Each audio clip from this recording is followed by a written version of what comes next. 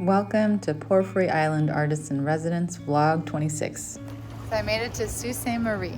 I've always been curious about it here.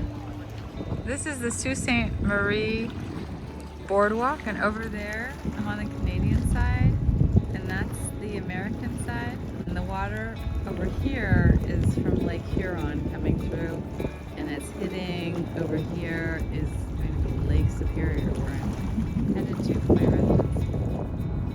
It's still a very long drive from Sault Ste. Marie, but it's a very epic drive because you're going along the Transcontinental Canada Highway, and you see things like this outpost with animal skins and just stunning landscapes.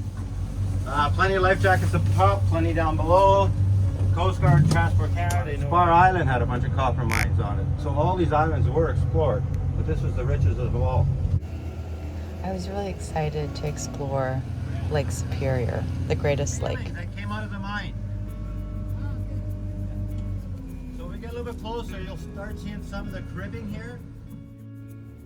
I was stunned by the natural beauty and the range of rocks and color of the sediment. So Porphyry is an island that is made from a volcanic plug in the middle of Lake Superior when there was going to be a division of a continent that never happened. So this island is all black rock and black sands, and it's just gorgeous. And the type of flora and fauna is very unique here. This is the view as you ascend the lighthouse, and this is from the top of the lighthouse with the guest house and the lighthouse keepers' homes behind me.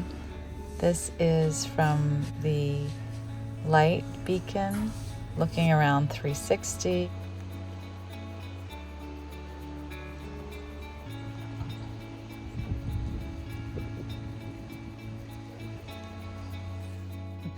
I'm about to go swimming in Lake Superior. Yay! I love hiking and camping and wandering through nature, so finding all these native plants and wild growing plants is just a real treat for me. This is day 2 at the Porphyry Island Artist Residency, and I'm here by these old cars. Go check them out. So these cars were used back in the day to transport groceries and other items from the dock. They're a beautiful relic from another time. That's the famous sleeping giant off of Thunder Bay. And here is the water at the edge of Porphyry Island. And here's a trail. I've never been on such a remote place with so few other people before. It's really exciting.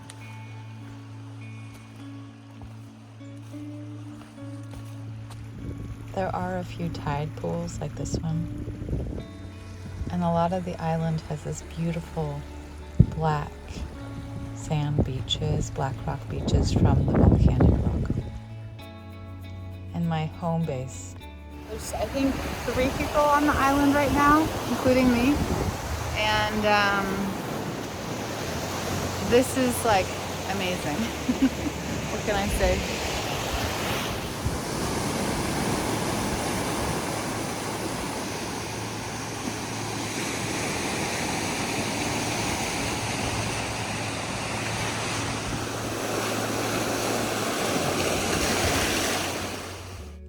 I started in the screened-in veranda on my first day of painting.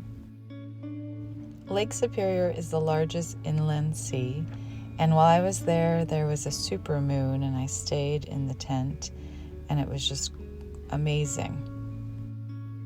I was excited to reconnect to my Canadian roots at Porphyry Island in Ontario. Medevac visited us, and so did a moose, apparently. One of my earliest loves is plein air painting, so it was great to explore it on the island. Looking outside outside, which is amazing. The weather is incredible. The lake is beautiful. I've been working on this little painting of deck chairs. The deck chairs are over there. And then there's the sleeping giant, which is a major landmark and rock formations. You can kind of see it. There we go, right there. There it is. Sleeping. It's been a really nice day. And I've made several small paintings. I try to find spots where the trees are casting a shadow. So I painted over here. I set up right by this picnic table here. There's a nice shadow, and then I went over here. Look at those waves, they're so gorgeous. Blue, green, white caps. Painted these two chairs, and then I sat here, and right in the distance is the sleeping giant. You can see there's been shipwrecks around here because of the volcanic reef. So this is a beautiful scene to work on today.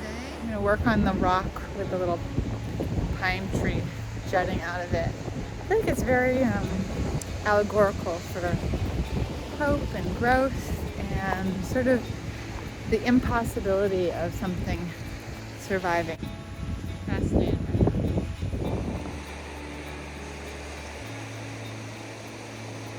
It's like cotton candy clouds. I'm halfway through the residency. It's Wednesday, and it's just a gorgeous, gorgeous sunset sky. Join me as I walk towards the lighthouse.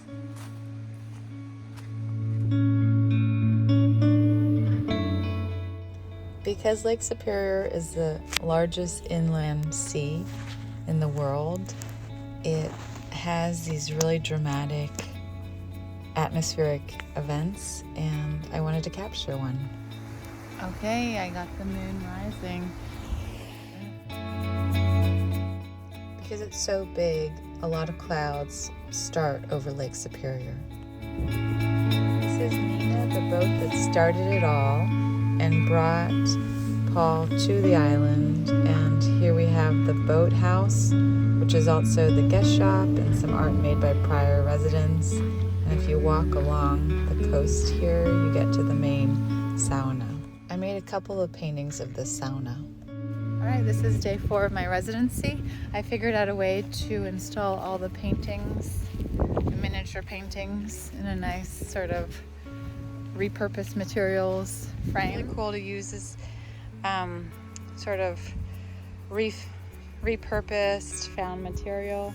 And you can see this is over here, the guest house from the opposite angle, with a pretty strong shadow and a sign for hiking, and then the lighthouse, a view from the point facing north, not to the sleeping giant, which is here from the red chairs, but slightly to the east of there. Here's one looking south at this tree that's growing out of a rock formation, and then this is the old sauna, and then this is a view when it's really misty of the sleeping giant. I'm going to do 2 more pieces that will go in there, and that frame will sit on top of the siding. I like the siding because the color combination red and white is sort of symbolic for Porphyry Lighthouse.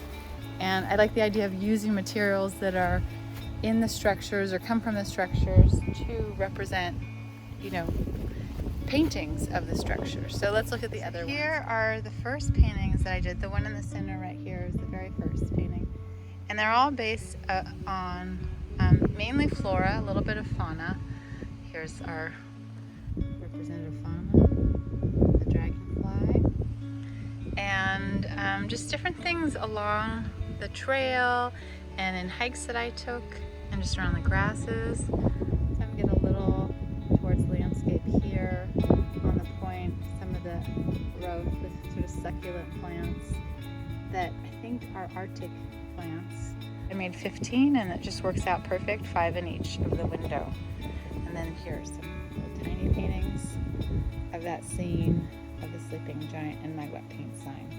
I'm gonna work on a painting of Nina, Paul Morley's boat that is at the dock, and then also of the main sauna that's in use at the dock as well. So those are the next 2 paintings, and then I'm going to work on my mixed media piece with haiku poems about Porphyry Island. Here I am at the assistant lighthouse keeper's house, which is the main house for the host keepers and the artists in residence, and this is the indoor studio setup. I thought it might be interesting to see the room I'm staying in. So this is one of the guest rooms in the lighthouse keeper's assistant's house, which is our guest house for the visiting artists in residence. Yeah, as an artist, I've really sort of connected to this idea of just working with natural light.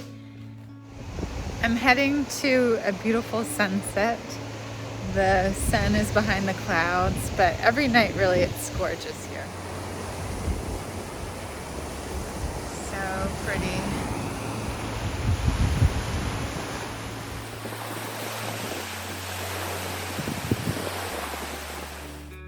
Here are a couple of shots of details from the miniature paintings.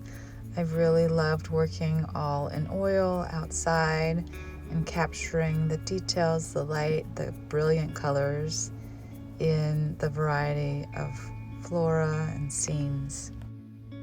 Here are the finished series, together framed.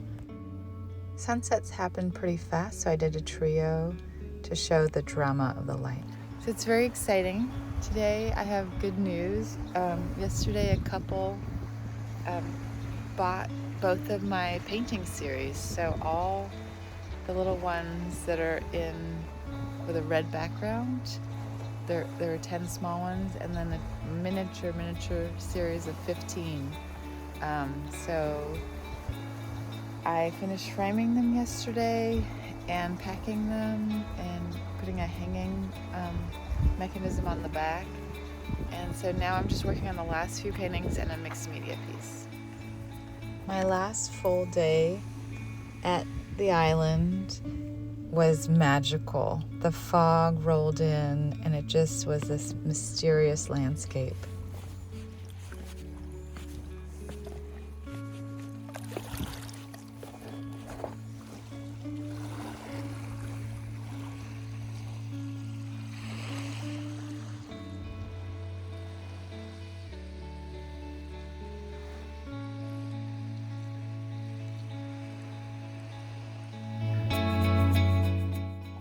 It's hard to capture how beautiful Porphyry Island is when there's mist on the lake. It's just really magical.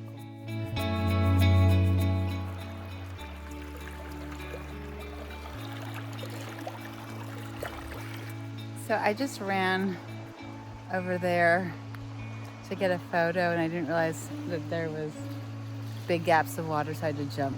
You'll see a funny picture. But coming back, since I couldn't get the running start, I took off my shoes, and it's given me the idea to go swimming since I'm leaving tomorrow.